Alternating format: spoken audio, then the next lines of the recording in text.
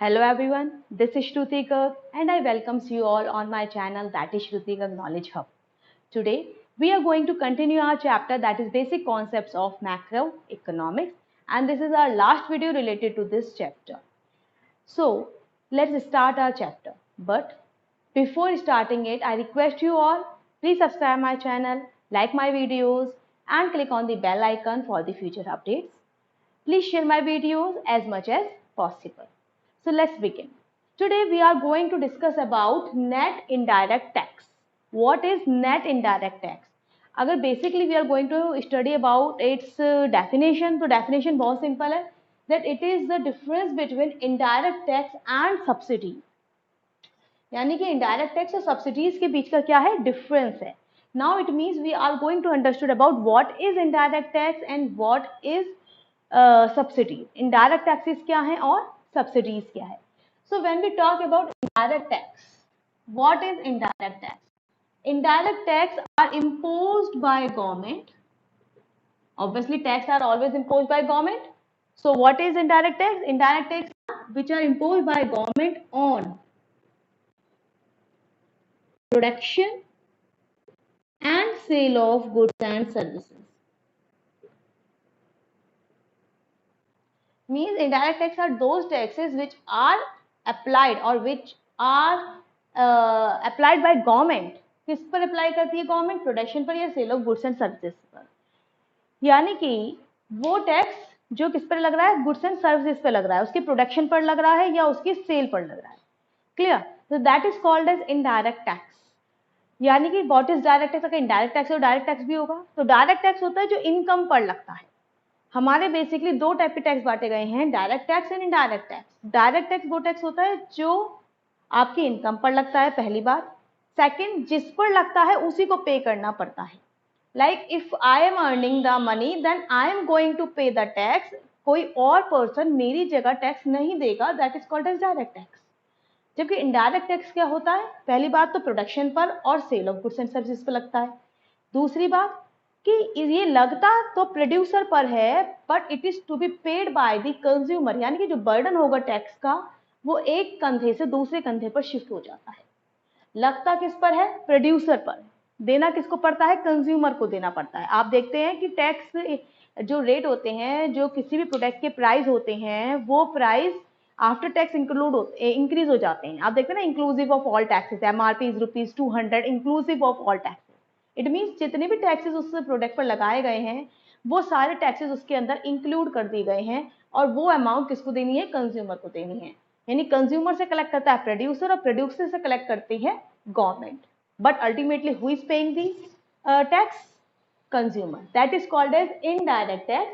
Means the tax which is paid by the government, which is applied by the government on production and the sale of goods and services.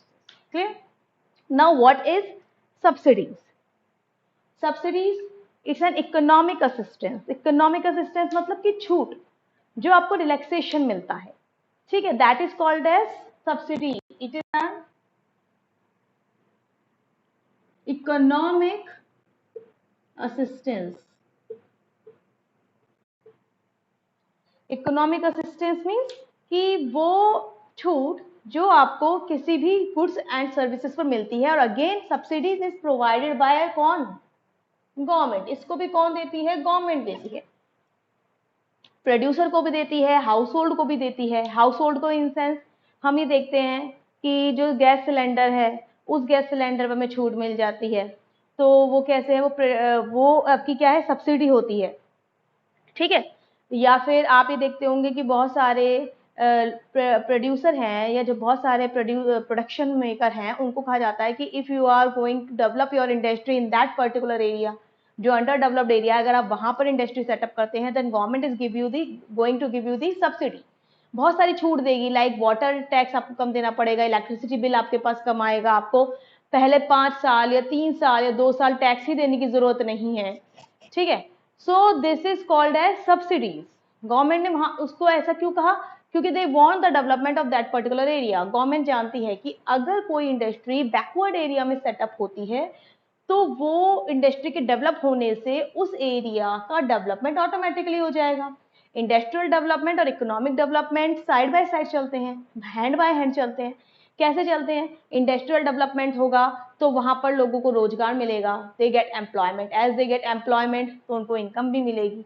जब वहां पर लोग जाकर रहेंगे तो वहां पर क्या होगा, स्कूल भी बनेंगे, डॉक्टर्स भी आएंगे, हॉस्पिटल्स भी बनेंगे, ठीक है, इलेक्ट्रिसिटी भी वहां पर पहुंचाई जाएगी इंडस्ट्रियल डेवलपमेंट के लिए। तो अगर इंडस्ट्रीज कहीं किसी भी एरिया में खुलती हैं तो वहां का डेवलपमेंट ऑटोमेटिकली क्या होने लगता है, बहुत ज्यादा होने लगता है। तो इसीलिए गवर्नमेंट देखती है कि वहां पर सोसाइटी का डेवलपमेंट हो जाएगा, वहां पर एरिया का डेवलपमेंट हो जाएगा, और दूसरी तरफ इनको उसके लिए प्रमोट करने के लिए, क्योंकि इंडस्ट्री को शुरू में दिक्कत आएगी, वहां पे इलेक्ट्रिसिटी प्रॉपर है नहीं है, इंफ्रास्ट्रक्चर डेवलप है कि नहीं, सड़क बनी हुई है कि नहीं है, लोग वहाँ कैसे, उनके अकॉर्डिंग काम मिलेगा नहीं मिलेगा, यानी कि जिस टाइप के वो वर्कर्स चाहते हैं उस टाइप के वर्कर्स उन्हें मिलेंगे नहीं मिलेंगे, इंडस्ट्री को प्रॉब्लम आएगी। लेकिन इंडस्ट्री को क्या बेनिफिट दिखाई दे रहा है, उसे टैक्स देने की जरूरत नहीं है, उसे बिल कम देना पड़ेगा, उसे अदर रिलैक्सेशन बहुत सारे मिल रहे हैं। तो दोनों के एडजस्टमेंट से इकोनॉमी का भी डेवलपमेंट हो जाता है और इंडस्ट्रीज का भी डेवलपमेंट हो जाता है। तो गवर्नमेंट उनको क्या देती है, सब्सिडीज देती है, ठीक है। So let's understood it with the help of the example, कि उन्होंने एक एग्जाम्पल दिया है कि फॉर एग्जाम्पल आप एक स्पीकर, एक सेट ऑफ स्पीकर है जिसकी वैल्यू है 500 रुपीज, ठीक है, speaker costing rupees,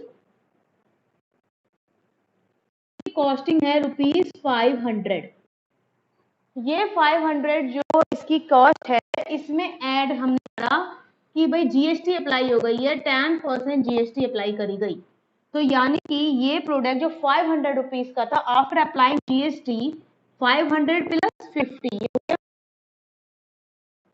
so this 10% of GST is indirect tax, is indirect tax। इसमें अब हम एग्जाम्पल सब्सिडी का मैं आपको दे ही चुकी हूँ कि लाइक फॉर एग्जाम्पल आप देखते हैं कि 800 रुपीज का सिलेंडर होता है, you have to receive only in 500। तो ये जो 300 रुपीज होते हैं, ये क्या होते हैं, आपकी सब्सिडी होते हैं, जो छूट मिलती है आपको for the development of the house hold, for the development of the firm, for the development of the society. बहुत सारे खर्चे ऐसे होते हैं, मतलब एक तरह से देखिए सब्सिडीज में गवर्नमेंट को कुछ नहीं मिल रहा, गवर्नमेंट का सिर्फ जा रहा है, गवर्नमेंट के पास कुछ नहीं आ रहा, but still the government is doing such type of expenditure for the development of the country, क्योंकि उनका मेन मोटो क्या है, सोशल वेलफेयर होता है, प्रॉफिट मोटिव नहीं होता है। That's why for the development of the country वो क्या प्रोवाइड करती है, आपको सब्सिडी प्रोवाइड करती है। Clear? So this is about net indirect tax. अब इसके अंदर ये यूज कहाँ है, अभी हम पूछेंगे व्हाट इज इट्स यूज। तो एक और आपका टर्म होती है, एक होती है फैक्टर कॉस्ट, एक होती है फैक्टर कॉस्ट और एक क्या होती है, market price. What is factor cost and what is market price? Factor cost means कि किसी भी प्रोडक्ट को बनाने में जो भी हमने फैक्टर ऑफ प्रोडक्शन लगाए, लैंड, लेबर, कैपिटल, एंटरप्रेन्योर, उसके लिए फर्म ने क्या करा, पेमेंट करा होगा।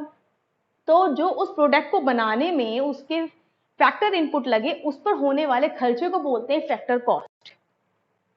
यानी कि ये है एक तरीके से वैल्यू ऑफ प्रोडक्शन, यानी कि जो भी आपका खर्चा हुआ उस प्रोडक्शन को करने में, that is called age factor cost. यानी कि इस एग्जाम्पल के अकॉर्डिंग देखा जाए तो मैंने कहा था कि एक स्पीकर की वैल्यू थी 500 रुपीज, तो ये 500 रुपीज क्या थे, आपके फैक्टर कॉस्ट थी। अभी इसमें क्या है कि इस केस में जो प्रोडक्ट है, यानी कि 500 क्या थी, हमारी फैक्टर कॉस्ट थी, क्योंकि ये खर्चा हुआ था आपको प्रोडक्ट को प्रोड्यूस करने में। मार्केट प्राइस क्या होगी, मार्केट प्राइस आएगी जिस प्राइस पर ये प्रोडक्ट क्या करा गया है, सेल करा गया है। मार्केट प्राइस होगी जिस प्राइस पर ये प्रोडक्ट क्या करा गया है, आपका सेल करा गया है। सो अगर इस केस में मैं ये कहूं कि गवर्नमेंट ने 10 रुपए की सब्सिडी भी अनाउंस करी थी, उन्होंने कहा था कि स्पीकर पर 10 रुपए की सब्सिडी है, तो 500 प्लस 50 क्या हो गई, 550, इसकी कॉस्ट 10% टैक्स बढ़ाकर हो गया। लेकिन सब्सिडी का मतलब क्या हो गया, प्रोडक्ट सस्ता हो गया, प्रोडक्ट सस्ता हो गया तो मार्केट में भी सस्ता निकलेगा। 10 रुपए की सब्सिडी मिली है तो ये प्रोडक्ट 10 रुपए से क्या हो गया, सस्ता हो गया, यानी कि इसकी वैल्यू हो गई 540। तो मार्केट प्राइस क्या हो गए, 540 40, जबकि फैक्टर कॉस्ट क्या थी आपकी 500। फैक्टर कॉस्ट वो कॉस्ट होती है जिस कॉस्ट पर प्रोडक्ट बनकर तैयार हुआ है। मार्केट प्राइस वो होती है जिस अमाउंट पर आपने वो प्रोडक्ट एक्चुअली में मार्केट में सेल करा है। एक्चुअल में सेल हम कैसे करते हैं, जितना प्रोडक्शन हुआ उस पर जितना टैक्स दिया होगा वो ऐड कर देंगे, जितनी भी सब्सिडी मिली होगी वो माइनस कर देंगे, क्योंकि वो बेनिफिट है, वो आपका रिलैक्सेशन है, तो वो क्या हो जाएगा, माइनस हो जाएगा। आफ्टर दैट जो भी अमाउंट होगा वो क्या होगा, आपका मार्केट प्राइस, जिस रेट पर आपने वो प्रोडक्ट को सेल किया है। सो इन केस आपको कभी भी किसी भी प्रोडक्ट की वैल्यू फैक्टर कॉस्ट के अकॉर्डिंग निकालनी है तो उसके अंदर एनआईटी इंक्लूड नहीं होगा, ठीक है। जबकि अगर आपको कोई वैल्यू मार्केट प्राइस की निकालनी है तो उसमें आप एनआईटी इंक्लूड करते हैं, यानी कि नेट इनडायरेक्ट टैक्स आप उसके अंदर इंक्लूड करते हैं। फैक्टर कॉस्ट आपको पता है और आपको किसी चीज की मार्केट वैल्यू निकालनी है, मार्केट प्राइस निकालनी है, तो फैक्टर कॉस्ट में आप उसका आईटी ऐड कर देंगे, डायरेक्ट टैक्स ऐड कर देंगे और सब्सिडी माइनस कर देंगे, जो वैल्यू आएगी वो मार्केट प्राइस की आएगी। लेकिन अगर आपको किसी का मार्केट प्राइस पता है और आपको फैक्टर कॉस्ट पे जाना है तो एनआईटी क्या हो जाएगी, माइनस हो जाएगी, ठीक है। यानी कि we get a formula here, formula is if you want to know market price with the help of the factor cost, अगर आपको किसी प्रोडक्ट के मार्केट प्राइस जानने हैं तो आपको उसमें क्या पता है, फैक्टर कॉस्ट पता है, then what you are going to add an T, यानी कि फैक्टर कॉस्ट इनडायरेक्ट टैक्स, और इसका opposite, if you know the factor and you want to know by help of market price की मदद से आप फैक्टर कॉस्ट जानना चाहते हैं तो आप एनआईटी माइनस कर देंगे, यानी कि मार्केट माइनस जब ये माइनस एंट्री करेगा ब्रैकेट के अंदर तो माइनस आईटी हो जाएगा subsidy plus subsidies, so this is called as net indirect tax. Clear? Now this topic is completed. Another point which we are going to discuss in this video is net factor income from abroad, NFIA. Now what is NFIA, net factor income from abroad? तो इस term को समझने के लिए it is very easy, जो हमें word इसके अंदर ऐसा है जो हमें पता है, that is factor income. Factor income क्या होती है, वी ऑल नो, जो हमें फैक्टर सर्विसेज के अगेंस्ट मिलती है या देनी पड़ती है। तो factor income from abroad means कि जो फैक्टर इनकम इंडिया में रिसीव हुई माइनस जो फैक्टर इनकम इंडिया को दूसरे कंट्रीज को देनी हुई, that is called as NFIA। यानी कि is the difference, it is the difference between factor income received from rest of the world minus income paid to rest of the,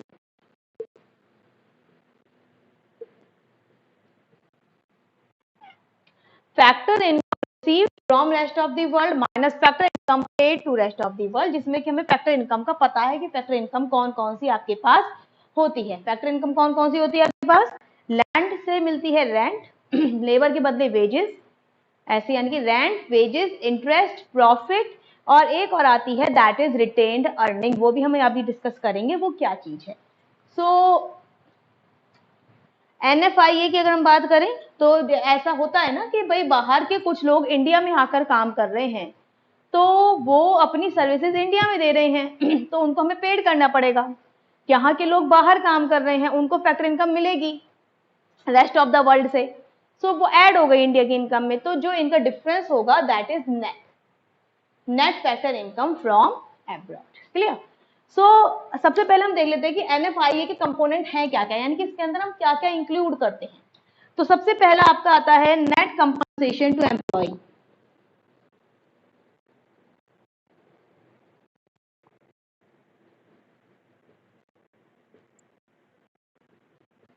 net compensation employees, net compensation to employees वही जो हमने कहा wages, ठीक है। तो हमने भाई देखा ना हमारे हैं वेज,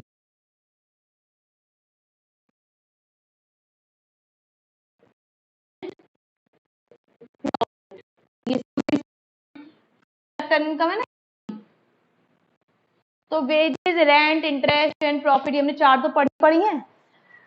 तो नेट कंपनसेशन टू एम्प्लॉय, यानी कि वो अमाउंट जो हमें अपने एम्प्लॉयज को देना है in the form of wages, या तो हम उसे कैश में दे दें या उसे काइंड में दे दें। काइंड मतलब कि हम हो सकता है कि वेजेस के बदले कुछ और चीजों से दे रहे हैं, कैश में ना देकर उसे कुछ और दे रहे हैं in spite of his work. जैसे कि हम देखते हैं बहुत सारे जो फार्मर्स होते हैं वो कैश में करके उन्हें अनाज दे देते हैं, जो वर्कर्स होते हैं काम करने वाले, ठीक है।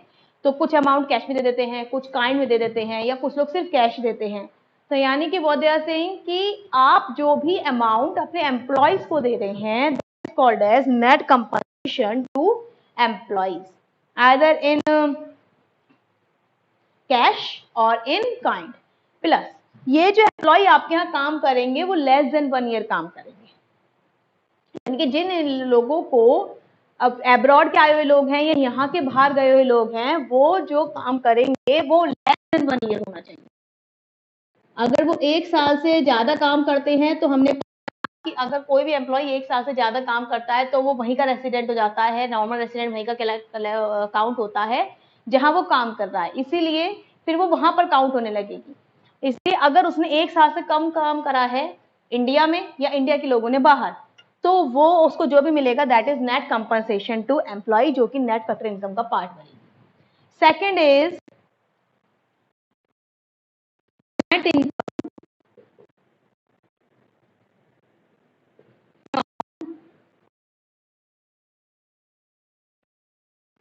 From property and entrepreneur.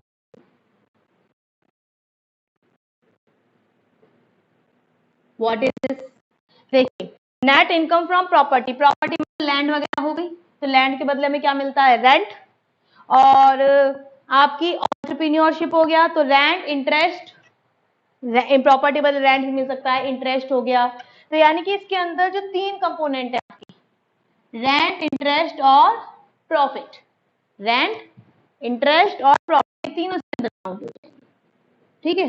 Rent, interest and, अब यहां पर हम क्या करते हैं, प्रॉफिट को 2 हिस्सों में डिवाइड करते हैं।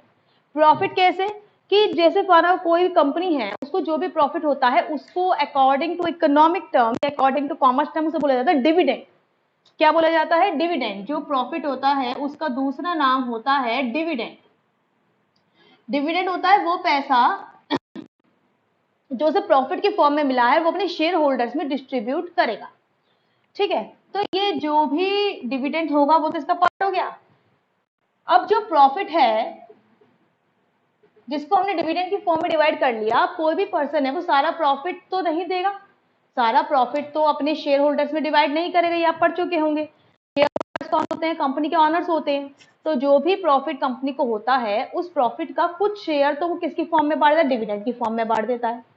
कुछ पैसा वो अपने लिए रखेगा, नहीं रुकेगा कि भाई बिजनेस में मुझे आगे खर्चे करने हैं, डे टू डे एक्सपेंडिचर करना है, बिजनेस को प्रमोट करना है, आगे देखने हैं कौन कौन से प्रोजेक्ट आ रहे हैं, उनमें इन्वेस्टमेंट करनी है।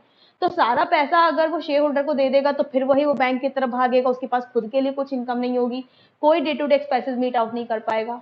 इसलिए कुछ पैसा रोका जाता है, that is called as retained earning, that is called as retained earning. तो यानी कि प्रॉफिट की जगह यहां हम वर्ड यूज करेंगे डिविडेंड। तो net income from property and entrepreneurship में आ गया रेंट, इंटरेस्ट एंड डिविडेंड। और इसके संग थर्ड आता है आपका नेट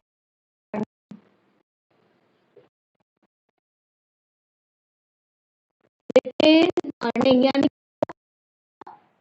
जो उसने दिया नहीं है और कंपनी ने अपने लिए रोक दिया है, ठीक है। नेट रिटेन्ड अर्निंग मतलब कि यहां वालों ने जो मिला माइनस जो हमने दिया, उसका जो डिफरेंस होगा दैट इज नेट, ठीक है। तो रिटेन्ड अर्निंग जो बाहर से के लोगों को मिली, हमारे लोगों को मिली बाहर से, माइनस वो रिटेन्ड अर्निंग जो हमारे कंट्री ने दी बाहर के लोगों को, उसका जो डिफरेंस होगा that is net retained earning.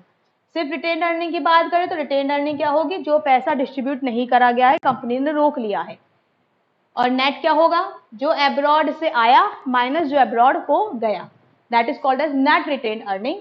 तो 3 कंपोनेंट आपके इसमें हो जाते हैं यहाँ पर कि जो नेट रिटेन अर्निंग होती है वो एक तरीके से रिजर्व रखा जाता है ताकि वो अपने कुछ पेमेंट कर सके, फ्यूचर के पेमेंट कुछ कर सके। इन तीनों को मिलाकर क्या बनती है, हमारी फैक्टर इनकम बनती है। इन तीनों को मिलाकर क्या बनती है, factor income.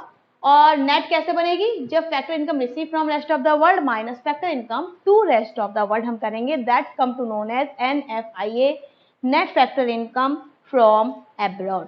Clear. Now what is it significance, अब इसका कहाँ यूज है, जैसे कि हमने पढ़ा था NIT का हमने कहाँ यूज देखा था, फैक्टर कॉस्ट में और मार्केट प्राइस में। अगर हम इसका यूज देखें तो इसका यूज क्या है, इसका यूज आपका मिलेगा when you are going to calculate domestic income and national income। NFIA national income का पार्ट होती है, डोमेस्टिक इनकम का पार्ट हो ही नहीं सकती, क्योंकि डोमेस्टिक इनकम क्या होती है, जो हमने अपने with in the territory earn करी है, हमें अब्रॉड से मतलब नहीं होता। तो अगर हम डोमेस्टिक इनकम देखते हैं तो NFIA is not the part of domestic income, जबकि अगर हम नेशनल इनकम काउंट करना चाहते हैं तो नेशनल इनकम में NFIA रोल प्ले करेगा। हमें पता होना चाहिए कि अब्रॉड से कितना पैसा आया और अब्रॉड में कितना पैसा गया। So in the same sense, if you want to calculate domestic income and the national income, then NFIA play an important role। तो उसमें अगर आपको निकालनी है if you want to know domestic income by the help of national income, यानी कि आपको national income पता है, you know नेशनल इनकम क्या है, लेकिन आपको क्या निकालनी है, आपको निकालनी you want to calculate, if you want to calculate domestic income तो नेशनल इनकम में क्या करेंगे, NFIA। क्यों, क्योंकि NFIA तो डोमेस्टिक इनकम का पार्ट होता ही नहीं है, तो net factor income from abroad क्या हो जाएगा, माइनस हो जाएगा। ठीक है, और इसका अपोजिट क्या होगा, अगर आपके पास डोमेस्टिक इनकम है तो इसमें हम क्या करते हैं, NFIA ऐड करेंगे, net factor income from abroad add करते हैं। Clear. So I think it's clear to you all what is net factor income from abroad and what is net indirect tax. This is all about today's class. I hope you enjoyed the class, and if you like the videos please click on the like button and I value your comments। आपको जो भी बात करनी है, कोई question पूछना है, कोई क्वेरी आपकी है, then please write in the comment box। I definitely answered those questions, and till then have a nice day। Thank you।